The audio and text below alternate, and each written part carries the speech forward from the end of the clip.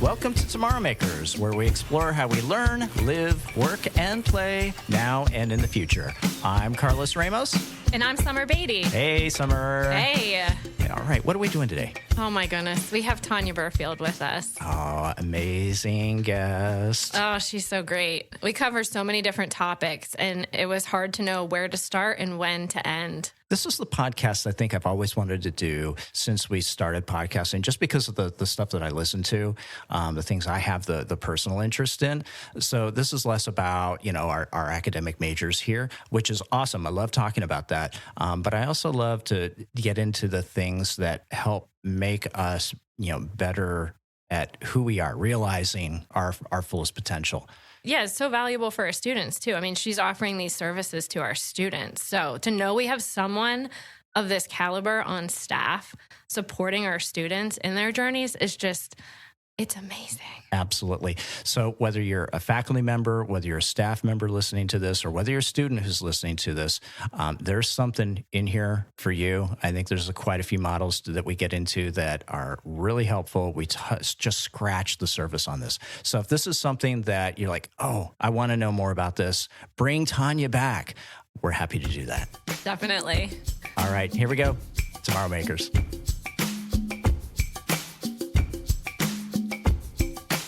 Okay, so we're here with Tanya Burfield, Dr. Tanya Burfield, the Director of Student Advocacy at Penn College and an empowerment coach specializing in working with Gen X women. Welcome. Hi, it's nice to be here. We're so excited to have you. I'm excited to be here. Very looking forward to this conversation. I think our biggest challenge will be keeping it under wraps and not being here all day and all night just talking about things we like to talk about. We'll do our best. Yeah, that we will.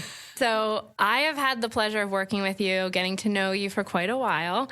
I think you are by nature just a motivating person, just an inspiration. Oh.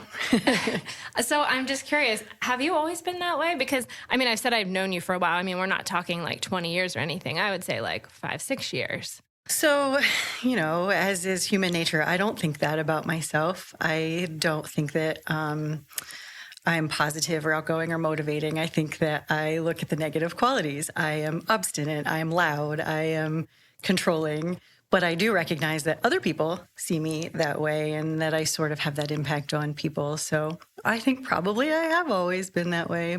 I just always think I'm the loudest person in the room. That you made me think of during your summit, someone had mentioned an activity that they had suggested where you go to some of the people that you know and say, give me 3 words that describe me, and then you're so surprised at what you come back with. Yeah. Right? I actually did that. I sent it out to some of my really close friends and family members, and I think I asked for 10 words. I wrote down my own 10 words, and I think maybe 1 or 2 of them was positive. But then what I got back from everybody was so amazing, and it's uplifting when you hear things along those lines. And I made a word cloud out of it and then hung it up because I was like, this is what people think of me. And I don't give that credit to myself in a way that I probably should be. And I think we all do that. Yeah. I also think if you ask someone, are they going to be honest? Right. I'm right. thinking your people were, of course, oh, naturally yeah. all this. They were, because they weren't all positive. Okay, good. They were pretty honest, but That's they were good. Friend, there was good stuff. And then there was some, the stuff that I recognize. I'm the loud real. person in the room. It's okay. That's not a bad thing. Not all the time. So how did you, I'm assuming it was a process for you to work through. We had talked earlier and you said it's just all about growth. Mm-hmm. So what does that look Everything's about growth, I think, or at least it should be. So I think that when I was younger, people often came to me for advice. They came to me and would put me in charge of things that I didn't necessarily think I should be in charge of. And that still happens today, by the way. And I think that for a long time, I thought that was because I was the loudest person in the room and because I sometimes am pretty opinionated. And anytime somebody says, will you share your opinion with me? I'm like, I've got all the opinions. Which one do you want? I'll just make that up if I need to. But it took me a while to recognize that the impact was actually different than that. And that might have come along as I then also had kids and became a parent, because there's a lot of parallel between parenting and leadership.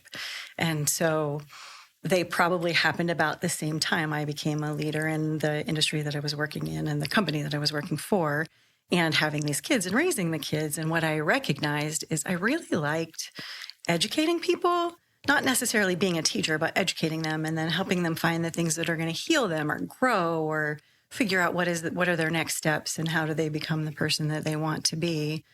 And on top of that, how do we empower the people to do that? And so bringing that all together took me, it wasn't something that I figured out like out of high school or even straight out of college. I was a non-traditional college student.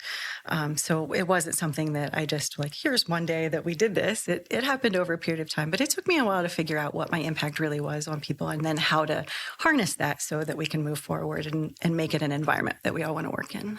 Yeah, it's funny you would bring up the parallel between parenting and leadership because Carlos and I just had a similar conversation the other day. And it came to me just as we were speaking. So I like that you brought that up. And you mentioned, having a family. And I mean, you have so many things you're balancing. How are you doing it all? You've got 3 boys, right? I do. You've got this coaching business and of course you're director of student advocacy here. Like how are you managing all of that? I don't always know what the answer to that is. And sometimes I'm just not sure how it's happening, but it's happening. I also we love animals. So I have 3 dogs and 2 cats and have always had a house full of animals. I mentioned I was a non-traditional student. I got an associate degree actually from Penn College. It took me 3 tries to get that right. It was not something that came naturally to me. So I think I was 28 when I finished that and had 1 kid at home. And then much, much later, went back for my bachelor's degree, my master's, and then my doctorate finally. And I only finished that maybe 2 or 3 years ago. Here's what I will tell you. I'm very driven. I always want more and I always want to be better. And I don't understand when people don't want that. And so when people make excuses, when they are telling me they're too busy to do the small things, but they've got these things they want to do, but they just can't do it right now, I don't understand because there are ways to make that happen. And so the other thing I will add, because raising kids, going to school, having a full-time job, those are challenges that you have to figure out how to work through. I'm really lucky. My parents are young. And so as I was raising the kids, my parents were happy to spend time with their grandkids and wanting to spend time and would be more than happy to pick up from a practice or whatever it is the kids had going on or spend an overnight if I was traveling for work, because I used to do that quite a bit more than I do today. And then I also am super lucky in that I have a partner who we next week celebrate our 28th wedding anniversary. And he is not only supportive, but he's encouraging. He doesn't always get what I do or why I want to do it, but he'll make sure that there is a way for it to happen. And so he will pick up slack where it needs to be picked up. And if that means picking up kids, picking up groceries, making a dinner, he's not a great cook. Neither am I, so we make it work. So, he'll be the one that makes sure that happens. And I'm really lucky to have that. Not everyone has that support and just the ability to be able to do that.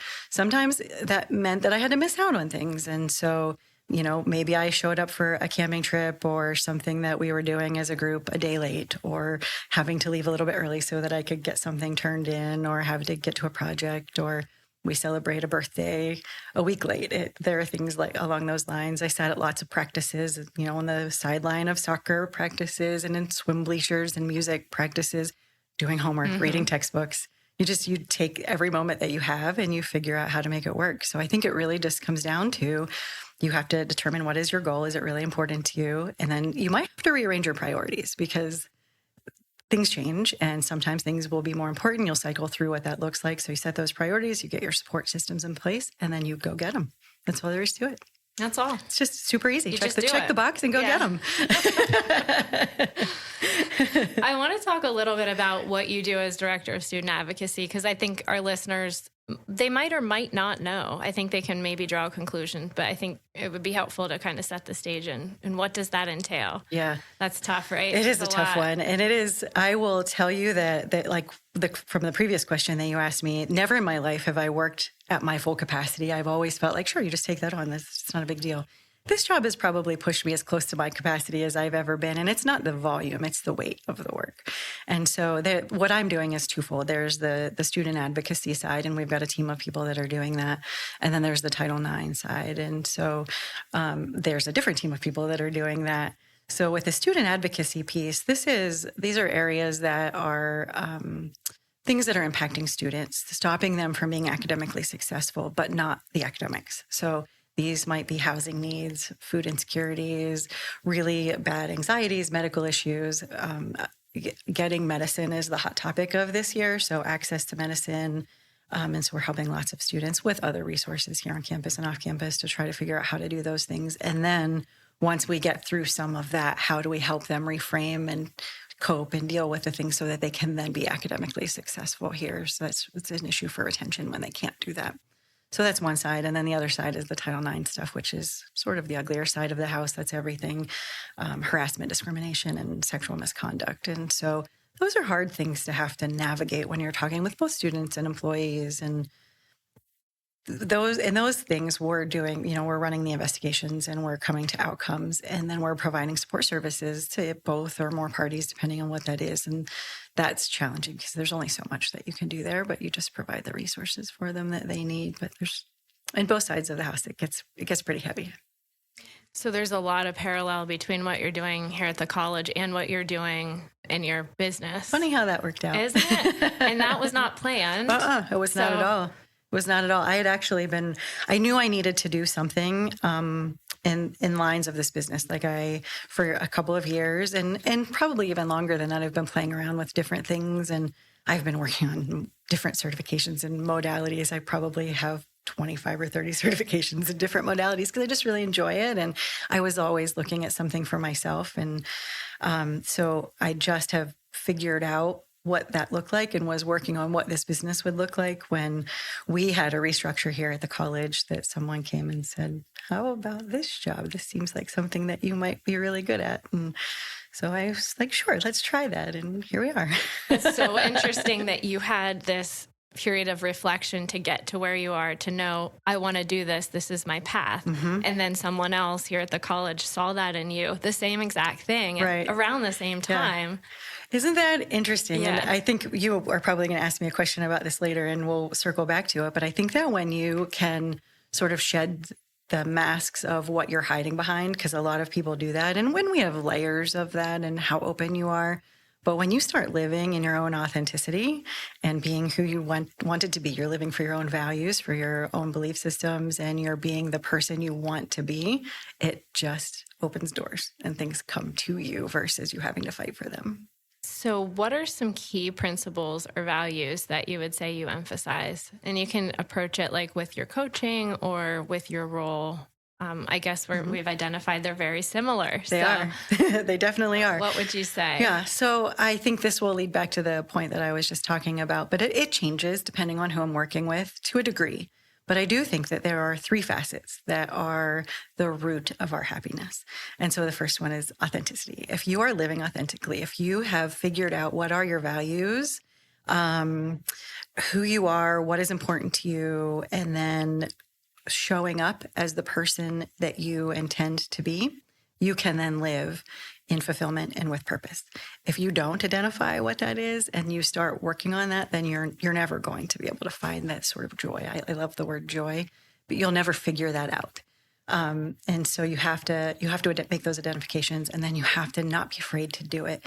That was probably the hardest thing that I've ever learned in my life is being okay with that. You have to. For me, it was like fear of being judged for being who I am. Like I said, I'm the loudest person in the room. I'm probably always going to crack a joke if the situation is right. but I'm good for a joke most of the time. And I lead with sarcasm. But I also really care about growth and opportunities for other people. And so when I start talking about that and start talking about the healing modalities, there's fear of judgment that comes there. Not everybody believes in your skill set and what you're going to do or even understands it. And so I was really afraid that either people here at the college or people in my family or people in my friend group and my community wouldn't understand it. And so they would make judgments with me. And when I started talking about this business, that's exactly what happened. I just had to stand tall and say, it's okay that that's happening. I know who I am. I know what I want to be. I know what I bring to this world, and I know what those values are. And so I'm going to do it anyway. And then what happens is people start recognizing that this is working. You have something to give. And then even in some of my family members who were the most vocal about not appreciating what I was trying to do, not my husband, by the way. He's always awesome. They would hear like somebody else say to them, like, I saw Tanya's video, like that she sounds so smart. I don't always feel like I'm smart, and I don't always feel like other people think that I'm smart. And so she sounded so smart, and what she said helped me. And then that made that person recognize that, oh, wait, she does have something to bring to other people. And so once that starts happening, it becomes a snowball into being able to then do that even more freely. So that was number one. There are 3 of them. The second one is integrity. You have to not only figure out what your values are for authenticity, but then you have to live them. So this is not always an easy thing to do. You have to figure out how to be your best at that time. It's not always going to be perfect. This can be really, really challenging from a personal level. You have relationships with family, with friends, maybe some in-laws, extended family, that you can't always be 100% open. So this isn't necessarily about being open, but it's not going against who you are and what your values are. So if you've got an example of something along, maybe you're transitioning or something along those lines, you can't be completely honest, but you don't need to pretend that you're something else either. So you have to set those boundaries. And then from a professional level, this is really hard because sometimes we can't necessarily protect our friends and our coworkers because what we have to be focused on is the institution or the company or the community. And that's not an easy thing to do always. And so you have to behave one way because that's the expectation at that moment, but you don't love the way that feels. And so what I'm going to say is you just have to do your best. It's not going to be perfect. You have to do your best, and you have to do it in a way that doesn't feel awful for you. And at the end of the day, you can look in the mirror and say, I did the best with what I had at that moment. And if I didn't, number one, I can make amends for that. And number two, I can learn from that. And so next time I will do better. And so you do the best that you can to be the person that you want to be. And then the third one is, I talk about this all the time, is such a game changer, is gratitude. If you like material things, actions, activities, events, people, the actions that people take, then you need to appreciate that. You need to feel gratitude towards that. This is something that changes your lens. It makes it a little bit more positive. It will change the world that you live in, so that you have to just feel that. And then if you can get beyond feeling it and expressing it, it changes everything. So you'll start to not only recognize that people feel appreciated, but then they'll start showing their appreciation, and then you'll feel appreciated, and it just changes the energy of everyone around you. So it becomes something much more positive. So those are my 3 roots. We've got living authentically, living in integrity, and expressing gratitude. That's a lot to think about. It is a lot. It's my whole world. Yeah. Like I'm just sitting over here and I'm like, okay, chord hit. A lot of things recently, but a lot of things that go back to, I can go all the way back through life and say, okay, there's a root issue here that might be, have trickled its way on up. I've had unresolved, issues in any one of those 3 pillars. That if I just let me go back and fix that. Right. Yeah. But you can't always fix it. But what you can do is amend it. And so you can make your apologies. You can do better next time. You can show growth in that area. And that's the thing that counts. Mm-hmm. I said that I specialize in working with women. These are not issues that are only for women. I have 3 boys. Why do I specialize in women? I don't know. You would think that. Well, in marketing, you got to find your target exactly. audience. It's all about the niche. You have a knack, though. I've said this before, and I haven't come up with the term yet. And witchcraft is the only thing I can go. It's probably my magic. You can just get any information. It just comes out. It does. I call it my magic. It's true. I have a flair of hippie woo. I'm pretty open about that. Not too far, but there's a flair there. So I call that my magic. I think it has to do with what we were talking about in your first question with being positive and motivating. I'm not afraid of the hard questions. I'm not afraid of asking things that are going to make people uncomfortable. You just do it without judgment, and you do it with a smile. And it makes people feel comfortable in those situations, and it makes them want to then dig into the harder things. And that's okay. We keep tissues everywhere. If you need to cry, then we cry. It's all right. I'm not going to judge you for that. It's okay, because we're going to work through something here. And we don't have tissues out today. Yeah. And hopefully we don't need to. Carlos, we'll talk later. So knowing that those are huge pieces, those 3 items, how do you go about drilling into each of those in your practice with our students, whoever it might be? And I'm assuming it's not just, oh, hey, Tanya, you should live authentically. Oh, okay, cool. That's what I'm going to do. Let's just do that. So it would be very rare that I say those words. I know. And, I'm just, but it's with not anybody, simple. right? Like, well, and also like to say, oh, you need to figure out how to live authentically. They're not going to understand what that means or what the importance of that is. And so instead, I'm asking the questions that lead to what are their values? Who is it that you want to be? Why do you want to be that? What led you to this? Who set that expectation for you? Was it you? Was it somebody else? And so we'll just ask the questions and help them discover what it is they're trying to do, who they want to be, how they want to accomplish that, so we can then set that course of action. In terms of my own, like the coaching practices that I have, I've got all kinds of like workbooks and things that we work through. And one of the things that I probably do the most is we work through these categories of life, because it's really hard to balance in the categories within your life and figuring out which priorities are most important and how do you find the balance. The balance is where everything comes into play. And so we'll dig into what are these categories? Where do they sit right now? What is missing? How do we make that better? What are the resources that you need to figure that out? What does your support network look like? Because women we're not good at using the support networks that we need to be tapping into. And so how do we do that in a way that helps you find that balance? And what are those buckets? I mean, just very generically, it's like work and life, but I'm sure there are more buckets than just I 2. make the person identify what those buckets are, but it's along the lines of like family, relationships, career, community, finances, health, fitness. So I think we should talk about mindfulness. That's and self-care. I know those are 2 big topics for you as well.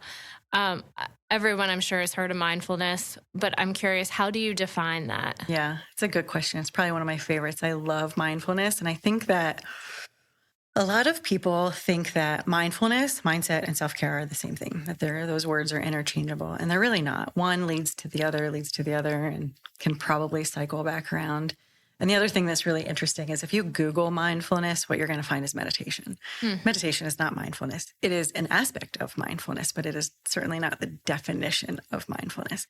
So for me, I think that the definition of mindfulness is having an awareness of your mind, your body, and your feelings in the present moment. You know what's happening for you. And then again, I think there's a thing today with 3 facets.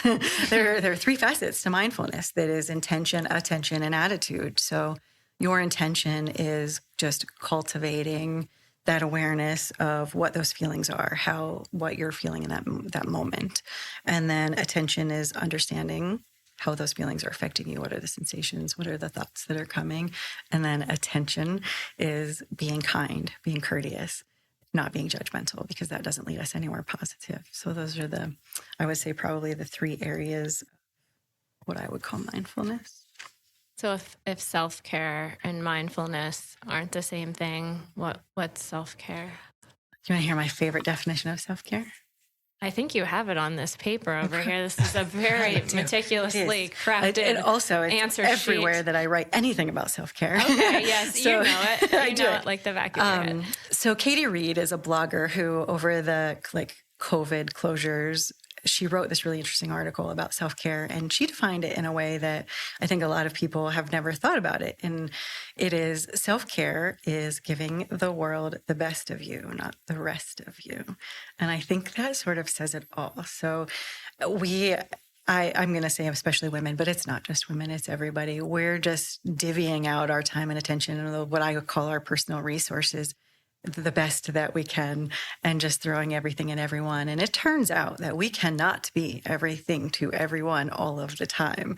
And so what happens is that either our work or our family or our community, whatever it is that we're trying to give all of these attentions to, somewhere there's going to be a suffrage. And so that might be your kids. You think you're checking all of the boxes and doing all of the things, but maybe you're short with them. Maybe they didn't get, a little bit of extra homework help, or just the hug that they needed that day because you didn't recognize they needed a hug that day because you needed a hug that day. And so, or it might just be you didn't do a good of a job on a project that you needed to be doing. And so self-care is figuring out how you take care of yourself, because if you aren't that number one priority, everyone else is not getting the best. And boundaries are important. I'm sure. Boundaries are so important. That's a hard one to do too. Yeah. Limited resources, for sure. 100%. Yeah. So why does all of this matter? So why does mindfulness matter? Yeah. So I think if you can bring those three facets that I was talking about, intention, attention, and attitude together, what it does is it changes that sort of that perspective that we were talking about earlier. It changes that lens so that it's a little bit more positive, and you get to have a perspective that just feels a little bit better and allows you to live a little bit more graciously. Ease and grace, or it's another one of my favorite terms. We're doing this with ease and grace. We're not trying to, be everything to everyone all the time. And then I think what else it does is it moves us out of this space of autopilot. So just checking the boxes, like I was saying, we're just allowing things to happen to us. We're just moving through our day. And instead, we're moving into ownership. So we are deciding what that looks like for us. That might mean we're setting the boundaries, but we're doing it in a way that's polite and respectful. And we're then able to serve better versus just getting it done in a way that doesn't necessarily mean it's the best for anybody around you. So I think there's that. But then there's also the physical and the mental side that are benefits. And so if you are feeling a little bit better and you're happier, there's the physical. I'm probably going to sleep a little bit better, right? I'm probably going to manage my anxiety and my stress a little bit better than I had been because I'm sleeping a little bit better. My emotional intelligence, we don't always talk about this a lot, but like if you want to talk about what makes you successful, intelligence is cool, but emotional intelligence, how you impact people and how you respond to people and how you get them to respond to you is going to be a factor in your success. Oh, which is your witchcraft. What book is this? Yeah, I think that's my thing, right? Yes, that's my magic. That's all I need. Okay, thanks a lot, Tanya. We'll see you later. It's a little EQ. Yeah. I've got a poster made. So I think there's that. And then I think there's also this, the physical could also be like long-term things. Like I can control my weight better. I can manage pain better. I can do all of those things because I'm living in a better space than I could have been living if I hadn't been owning what it is I'm trying to move forward in. I have so many questions for you, and none of them are fully forming in me because I just have one question stepping on top of another one, which might get into some of the, at times, and I'm speaking for everyone because we all feel turmoil inside at any given time. I kind of think of that turmoil differently than I do stress. Like I feel that, okay, I have a high stress tolerance, but I still have all this boiling chaos. I call it the chaos. Yeah, and I think I've used that term at least 2 or 3 times today. So how do you,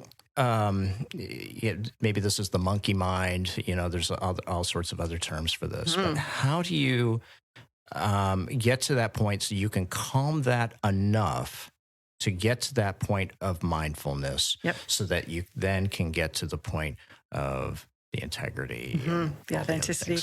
So there is no magic elixir for this, but there is work to be done. And I hate to use the word work because that sounds hard, and it's not necessarily, but you have to put effort into anything that's going to be good, right? Like there's going to have to be some effort there. So there's lots of different things you can do. There's the small things. So on a daily basis, you just need to be paying attention to what are your thoughts. If it is a negative thought, turn it around.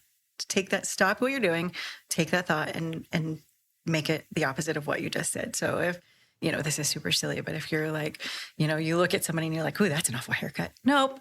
You didn't need to make that judgment on that person. Say something nice about them. Yeah. And so you turn it around until eventually your thoughts are mostly, it's never going to be perfect. That's not how we live our lives. We're still people. So you just have to mostly get it back to that more positive lens, and that will change then how you start responding to things and how you're reacting to things, and it eventually will add up into the bigger things. And then there's Summer's giving me a little nod because there was something that I did at one point to do this for myself, and this came from a certification that I did, I bet 20 years ago. It's been forever ago. We were challenged to do something, and it turned out to not be good for me, but in the moment, it turned out to be a very good thing for me in the long run. So every time we had a negative thought, we had to put a little mark. We use a Sharpie and just put a little mark on the top of our hand. And I recognized in that first day, my hand, you could barely see the color of my skin. There was so much negativity. And my kids were little and I was working a full-time job. Like I had a lot going on, but I recognized very quickly how I spiraled into that negativity. And so then every single time I made that mark, I had to turn it around. And I had to do this for a period of I think it was a week or 2 weeks. And by the end of the period of time, I'm hardly making any marks because I had gotten so much better because you can make those shifts. Like it takes a little bit of time, but they happen and they can happen quickly and spiral and snowball and all of those things. So I definitely have used that and I have recommended that to other people as well. So did you take a positive tally on the other hand? I should have. No, I didn't. But the first couple of times there were no positives, it turned out. And then also it would have been like the negatives by the end of the day took up this much space. And every time you turned it around, it still probably didn't take up as much space because it was harder at first to make those connections. So that would be the things that you do on the daily. And then I think there are formal practices too, right? I love meditation. That is totally my bag. It's something I lead guided meditation. It's something I encourage everybody to do. It is not something that everybody loves, but there's all kinds of ways to do it. You can do walking meditations. You can do guided meditations. Google or go to YouTube and search for a guided meditation for any topic. Is it test anxiety? Is it anxiety? Is it depression? Is it the monkey mind? There is a meditation out there for it. So you just have to find the person that you like because you're not going to love everyone that's out there. And also you could also sit in quiet. Not everybody does this very well. I struggle with sitting in quiet even, as much as I love meditation. So if that makes you itch, don't do it. You don't have to stretch that far. Just find the thing that works for you. And then I would say breathing. We all breathe, right? I love it's free. You don't have to do anything for it. We're going to breathe. So just do it very consciously. And so box breathing is an easy one to teach. I talk to a lot of people about box breathing. So that's inhaling, and you can actually draw out a box. You inhale for the count of 4, you hold it for the count of 4, exhale for the count of 4, hold it for the count of 4, and you just repeat that. And somewhere along the lines, I read that this was developed by the Navy for SEALs. So the Navy SEALs use this as a way to control their reactions and calm their mind. And they use it as an exercise to get to sleep faster. And it really does work to help you get to sleep faster. I like that you drew the visual because I'm like, yes, of course, it's called box breathing. Why wouldn't you visualize box? Right. But I've never done the visualization of, an actual line going. I have no idea what I'm actually visualizing, which is probably not making it as effective because, again, that's something that your mind can latch on to be able to get out of the cycle you might be into. Yeah. Well, and because I love to meditate so much, when I actually guide people in box breathing, I fall into my own little trance and then I forget where I'm at. So I literally will sit there and my hand will go up and then my hand will go over and then down and back over. Otherwise, I'm telling you to inhale when you are supposed to be exhaling and then you're all messed up because we didn't get you where you needed to be. And it's called a practice, right? So totally. You can't sit down and expect to do it the first time. No, and the count of 4 is actually not even the most optimal. That's where I start people. So you start at 4. If you can get up to 7 or 8, that's even better for you. And these are not quick counts. These are nice and slow, but it takes time to do that. So you're doing a 7-8 box breathing, or do you do the 4-7-8? No, you do 7 or do 7, 7, 7, Okay. 7, So 8. I know there's a 4-7-8. There is, too. You can do that. Coherent breathing is another one of my favorites. But you can Google breathing exercises and find all sorts of things. I have a Tabata app on my phone that's supposed to be for high intensity exercise. And I'll use it that way sometimes, but I use it for breathing exercises too. So it's counting out for me what I need to be doing. So I think and then I think the other one is for formal practice is move your body. We have energy in our body and we hold on to the negativity. So if you are moving your body, you're then becoming more positive. Bonus points if you can do that outside. You can be in nature and under the sunshine. That's going to make you feel even better. Notice things and take that in and appreciate it. And we talk often about how we like to get outside and do things, and it's amazing. Just I get these periods where I'm just like work. Yep. There's sleep somewhere in there, and that's all I have time for: work, eat, sleep. And I have to force myself sometimes. Other times I'm just like, no, I'm out. Go. I have a free moment. I can go. But there's those moments where I just have to say no.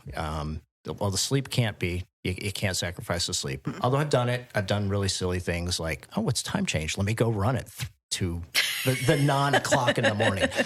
Not this Don't time, do though, that. right? That was the last time. That was, I think it was, I did it twice. I did it for each of the time. But clock not the other changes. day. Not the other day. You did Okay, it on good. purpose? That's crazy. Yeah, I actually did it on purpose. But that's the thing. That's Yeah. going back to intentionality Yeah. and planning around that. So I did make sure I got to sleep on the right Excellent. sides. But sleep is just one thing I think you should never ever Nope. ever compromise. I do not sacrifice my sleep. My phone goes to quiet. There are very few people that can get through there, because I'm pretty reflective, and I recognize as soon as I sacrifice my sleep, a couple of things happen. I get really dumb. I can't string a sentence together, and I don't make any sense at all. And it's not going to work out for anybody. So there's that. I get cranky. My reactions get slower. Like, it's just, I get hungrier. I don't want to physically move. There's just nothing positive that happens there. Right. So the 16-hour workday. Mm-hmm. Any really of you not- all that are doing that out there, We're- take an hour, go outside. Please go run. do. Please do. It'll make the second half of your day much shorter. 100%. Yeah. The other thing that I'll say, like, from this question that you had is how do we get to this shift of mindset is one thing that I also will do.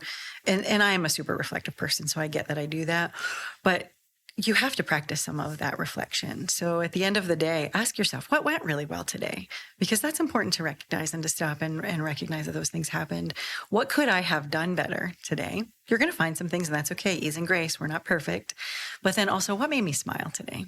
Because there was something there that changed my day, maybe the projection of the day for me or for somebody else. And so I think doing those reflections is really helpful. Do you do this as an internal monologue, or do you keep a gratitude journal, Yeah. or something in between? I'm not a good journaler. I don't do it on a regular basis. I think that it works really well for some people, and there are people that I will recommend that this is what you should be doing. But I don't do that as a consistent.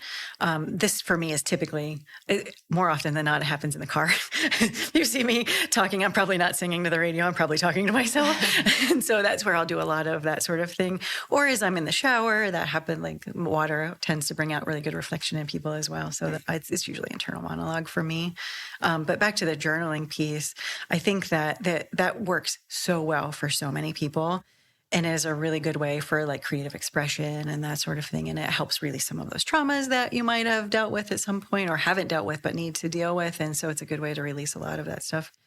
For me, I use journaling in cycles. And so if I am struggling with a problem, if I am trying to figure out a resolution to something, if I am in a downward spiral, because it happens, right? We all go through really hard times. Or after I had my last son, I struggled really pretty hardly with postpartum depression. And so one of the things that I did was breathing exercises, movement, and journaling. Those are, like, you can either use, for me, what I will do is I'll use that for one day. Like, I'm going to spend an extended amount of time. So nobody bother me for the next 3 hours. This is what I have to go do for myself right now. And they're pretty good about that, except for the dog who has to be in there with me. Or I will do it for bursts over a period of time as I work through something. And so always it is about what works for you, because everybody's different and your cycles change too. So what worked for you 5 years ago might not work for you today, and it's probably not going to work for you 5 years from now. So that reflection and making sure that you understand exactly what you need, when you need it, and figuring out how to make that happen. So glad to hear that. I think it's so important, because we hear things prescribed, like, do the morning journaling, do your 3 morning pages, or Get do your sunlight, get your evening light. It's like, I don't have time. It's too much, right? Yeah. Like, you can't do all of the things that everybody's telling you to do. There's too much. You can't sustain it. And so one of the things I struggle with is perfectionism. And if I can't do all of the things all the time exactly the way I'm supposed to be doing, then I might as well throw it all out. And then I ended up worse off than I had started. And so we don't do that. Ease and grace. Yeah, I think that's great. And I also think that timing matters. I think if you have a plan of, okay, in the morning when I wake up, I'm going to, or probably in the evening when I'm getting ready to go to bed, let's think about the top few things I'm thankful for, grateful for. Yep. Things I did well, like you had mentioned. Like, if you have a time of day when you do that, maybe that would help it become more routine and more instinctive. You just do it without thinking too much about it. Yeah. And I think to the 2 different points. So you talked about, one of you said something about protecting your sleep. I think it was that you, Carlos, protecting your sleep, but then also, like, being intentional about this. So I think there are 2 things you should think about. One is when you wake up, you're setting the tone for the day. So while I'm not saying you need to spend 3 hours meditating and journaling and doing all of these things, but maybe drink a little bit of water and put a little lemon in it before you have your cup of coffee. maybe rather than digging straight into the podcast or something, the news. Please don't do that first thing in the morning. That's not going to set your tone. Right. That's not setting the tone for the day. So I drink some water with lemon. I will listen to some music, some uplifting, positive music to start my day versus jumping straight into. And then on the car ride in, I'll listen to the podcast or the book or whatever it is that I'm wanting to grow through that day. And then ending your day without the chaos. Set the boundaries for your sleep hygiene. You've got to have the dark room. You've got to turn your screens off. You've got to have like cool space, whatever it is that makes you the most comfortable. Rather than scrolling through social media as you fall asleep, because that's just setting you up for not a great night of rest as well. Okay, so that's it. We can cap it there. You need to make sure that you listen to the Tomorrow Maker podcast after you've woken up and done your thing, and then your day is beautiful. Perfect. And then we'll throw in my Oracle card reading of the week as well. Perfect. That's great.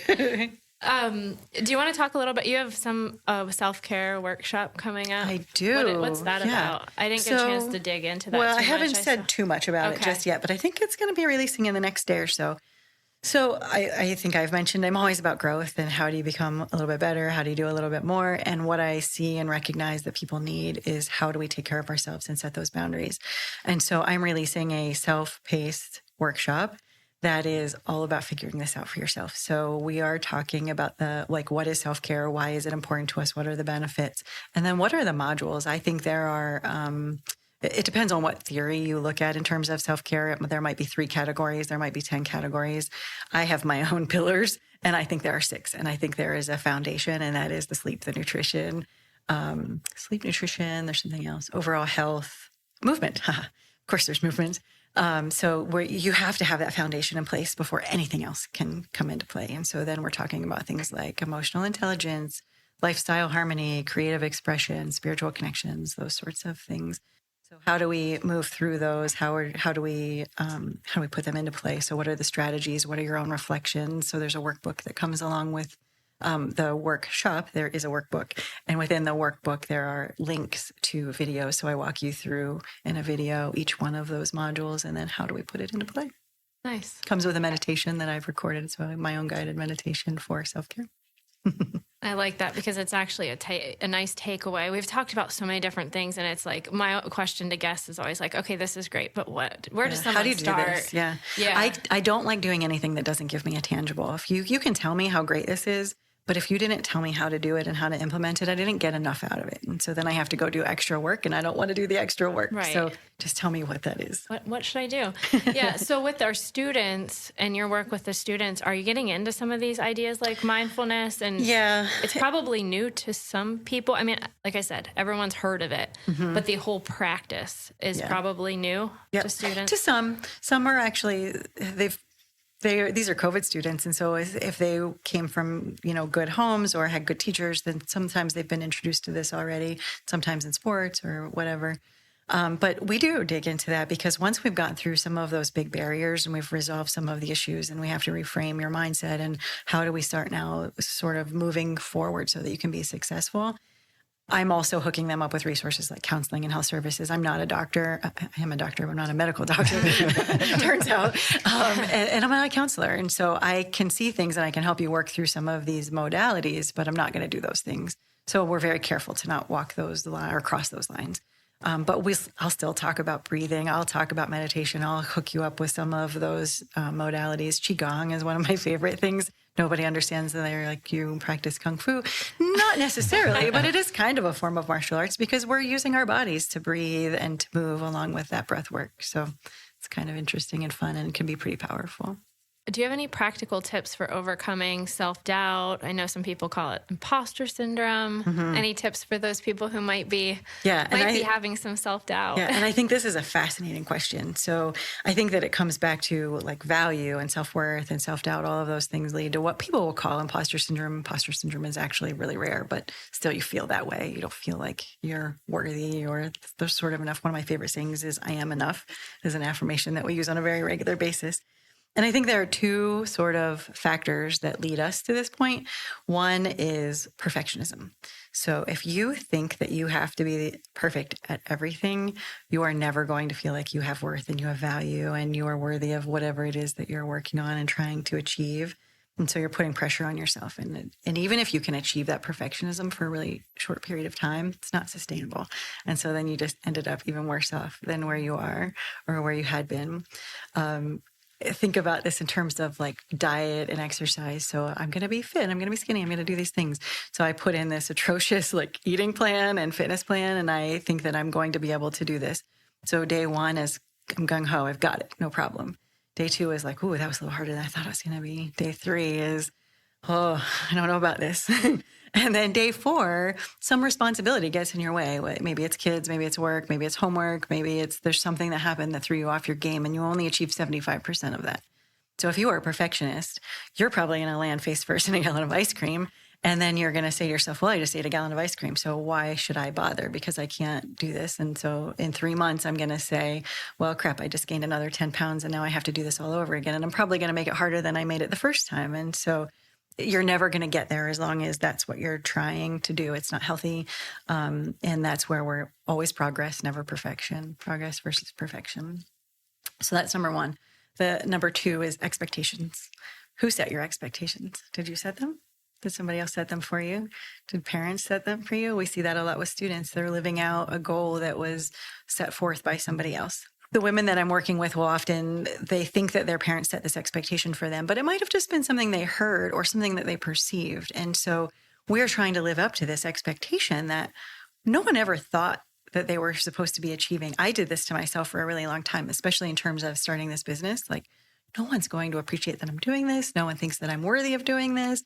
I'm just going to figure out how to make this happen. And as soon as I start saying that this is the thing that's going to happen, then all of a sudden, yes, this is amazing. And this is what we should be doing. So you have to sort of take off the masks and not pretend to be something different. And you have to figure out what it is that you want, going back to authenticity and integrity and gratefulness.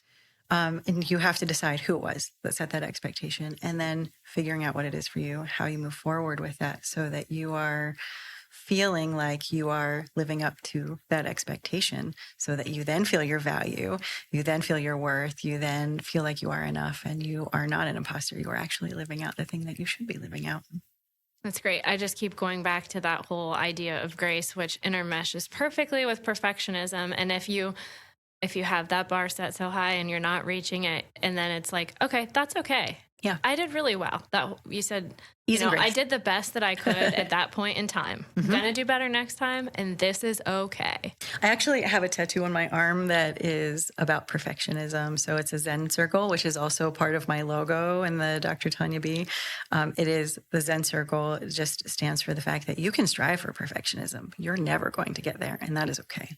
You do the best you can with what you have at that moment. It's a perfect takeaway. Here's the only thing I will add. Do something nice for somebody today. When you do something nice, and it does not have to be huge. If you hold a door, if you provide a smile, if you give a compliment, that changes your energy because you made somebody else feel better. And when you change their energy, you change your energy. So do something nice for someone today. Before we wrap up, is there an exercise that you can give us, a 1-minute exercise you can guide us through right now that will... So here's my current favorite one, and this really applies to everything that we're doing here at the college. I just started calling this Stand Tall. I did it from the last Lunch and Learn that I was involved in, and I got a lot of really good feedback from it. So we're sitting down, so we'll just do it sitting, but normally you I'm could... going to move to the edge of my chair. Perfect, do that. I'm going to sit up a little bit. Hopefully you can still hear me. So Stand Tall is about gaining confidence and feeling good about what it is you're about to do. So if you're going into a meeting that you know is going to be challenging, it's an adverse situation, I'm feeling like I don't have value to the situation that I'm going to be in because I've shared this pretty openly. I've struggled with presenting in front of groups of people. I stopped wearing dresses because I was afraid I'd fall over and my dress would go over my head. So I would start to black out and I would freak out. So this is an exercise that I do to try to overcome some of that. So if you stand with your feet hip width apart, you straighten your back, your shoulders are back, your head is nice, like reaching towards the ceiling or the sky, and you're just standing tall. You can close your eyes or look down and take a really big breath into your diaphragm, into your chest. Hold it for just a second and then exhale. And you're going to do that again, but this time you're going to say, I am worth it. I am enough. I have value. And maybe whatever it is that you're working through. So if I have the information that I need to work through this meeting, I can share this with value. I am enough. And you take another big breath and you release it. And then you are ready to go. That is great. Thank you so much, Tanya. Thank you. Thanks for having me. Thanks for hanging out with us today. Don't forget to rate, review, and subscribe wherever you listen to your podcasts. Check out our show notes for bookmarks to your favorite sections and links to resources that we mentioned in today's episode. You can also find past episodes and see what's on deck for upcoming ones at pct.edu/podcast. And of course, we are open to your thoughts, ideas, and suggestions, so send those over at podcast@pct.edu. It's been real. Catch you next time. Did you just say 30 minutes? Did I say 30 minutes? You did say 30 minutes. Let's just do a short 30-minute. I have another meeting.